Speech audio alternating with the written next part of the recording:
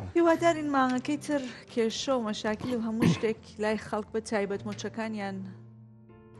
هەڵبێت. بەخوا چنوور هیوادارین بەڵام بە هیوا هیچ شتێک ناچێتە سەر تەنها دڵخۆشکردنی خۆمانە،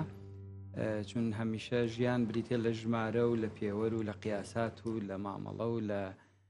وتن و وەڵامدانەوە و کردار و پەرچەکردار و هەمووانە حسابات و کتاباتی خۆی هەیە. بەڵام ئەوەی کەیتر ئێمە خۆم ئاڵین بۆ هیوایی ئینشاءڵڵا بۆ هیوایە، بەڵام بەخوا تەنها بە هیوا هیچ ناچێتە سەر. من زۆر جارم شتم گێڕاوەتەوە، من ساڵ 1970 بۆ ساڵ 1970 پێشە بڵێن ماشەڵڵا وتم دوو عەلاقە شەڵ ماشەڵڵا. پۆلیسواری سەرەتایی بووم لەگەڵ قوتابیەکانی هاوڕێمانە و باسمان لەوە دەکرد 79 ئەبێتە 80، بەڵام یەک نابینین یەکی 1970 چونکە ئۆتڵەیە و پشووەوە ئەو ڕۆژە نابینی مامۆستا لەسەر تەختە بنووسێ یەکی 1970 زۆرمان حەز لێ بوو. لەو ساڵەوە من بەبیرم دێ هەمیشە ئەڵێن ئەم مانگە نەمانێکی درەم ساڵ ساڵێکی دی، بەڵام تا دێت هەرۆکو خۆی وایە، ژیان هەرۆکو خۆی وایە، تەنها و کەسانەی بنەوە کە هەموو ئومێدەکانیان لەسەر ئومێد هەڵناچنن ئاواتەکانیان بە ئاواتەوە نابنە سەر، بەڵکو بە کردار و بە فیعل و بە هەڵس و کەوت و بە بەرنامە و بە پلان ئەچنە ناو کاروباری خۆیان و چاوەڕێ ناکەن چیدی خەڵکی دیکە دەڵیان خۆشکا خەڵکی دیکە بەرنمەیان بۆ دابنێ، بەڵکو خۆی یەک لا یەکاتەوە چێتە ناو کایەکانەوە و دوجاریش هەربراوە خۆیە بێ. ئەژینا سبێنێ تاقیکردنەوەی پۆلی دوانزەکان دەست پێەکە گەر کەسێک گوتوێتی ئیشەڵا باشە بم و لەسەر ئومێد و ئاواتێکی بەتاڵ بنیادی نابێت بێگومان لەو سەرەوە بە دەرەجێ باشەوە نایێتەوە، بەڵام ئەگەر کەسێکیش بە تەواوەتی لەم شوێە بەباشی سعی کرد بێ هەوڵی یابێ بێگومان نەتیجەکانی باشە بێت. کەواتە خۆی لە خۆی ژیان جوهد و هەوڵە حساباتەوە نیە. جاویستە لەسەر ئەمە پەیوەندی بکەیتەوە بە موچەوە ویستە بڵێ چی لەسەر ئەمە؟ وەڵاهی ویستم بڵێم لە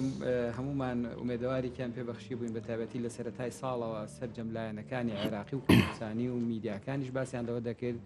موچەی ساڵی 2025 فەرمانبەرانی عێراق بەگشتی و هەرێمی کوردستانیش بە تایبەتی تایدا مسۆگەرە و خەمتان نەبێ و لە ناو قاسەکانە بۆمان داناوی هەمووش بەتەما بوون پێش دەژن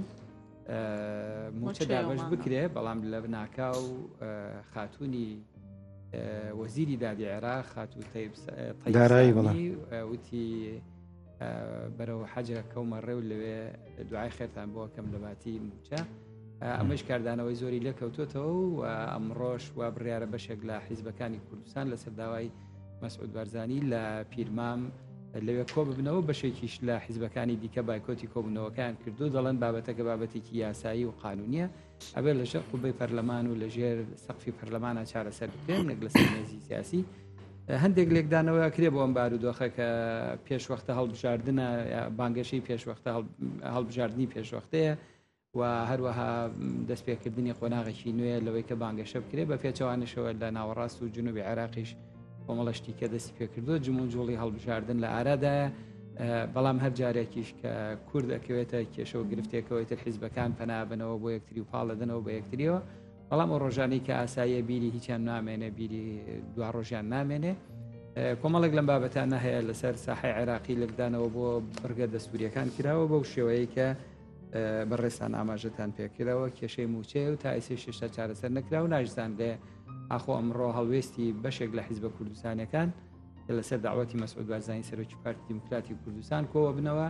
بڕیاری چی ئەدەن و چی نادەن، بەڵام ئەوەی کە لە سوشال میدیا زۆر سەرنجی خراوەتە سەر ئەڵێن کورد و بە تایبەتی ئەو دوو حیزبە دەسەڵاتداری کە لە هەرێمی کوردستانان یەکێتی نیشتیمانی کوردستان و پارتی دیموکراتی کوردستان 109 پۆستی جیاوازی جۆراجۆران لە بەغدادا هەیە، ئەگەر ڕاستەکان وەرنە دەرەوە و کۆتایی بە هەموو شتێک بێن و ئەو پارانەی کە خستانتە ژێر زەمینەکان و هەڵتان گرتووە و بردووتانەتە دەرەوە و لە داهاتی ناوخۆ دەستانەکەوێ وەکو یەکدا بەشی بکەن و شەفافی بکەن لە بەرچاوی خەڵکا با خەڵک پشتیوانیتان بکەن.